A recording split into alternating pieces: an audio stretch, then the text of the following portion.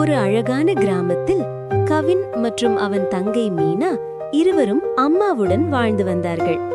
அவர்களிடம் பப்பி என்ற குட்டி நாய் இருந்தது. அவர்கள் எப்போதும் பப்பியுடன் விளையாடிக் கொண்டிருந்தனர். ஒரு நாள் மாலை கவின் சைக்கிள் ஓட்டிக் கொண்டிருந்தான்.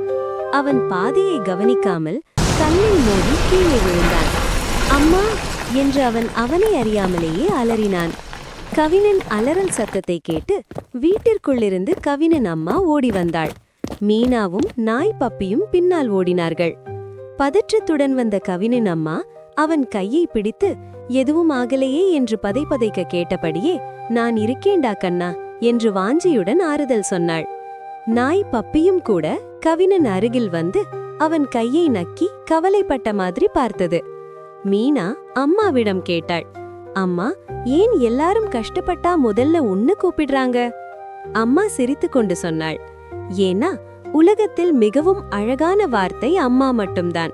அது அன்பு, பாதுகாப்பு, தைரியம் என்று எல்லாம் சேர்ந்த ஒரு மந்திர வார்த்தை. கவின் மெதுவாக எழுந்து அம்மாவை கட்டி அணைத்தபடி, அம்மா இருக்கா, எனக்கு எதுக்கும் பயமில்லை என்றான். அம்மா இருவரையும் அணைத்துக் கொண்டாள்.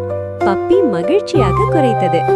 அந்த நாள் இரவு கவின் தனது புத்தகத்தில் எழுதினான், உலகத்தில் உள்ள அனைவருக்கும் மிகவும் பிடித்த வார்த்தை அம்மா.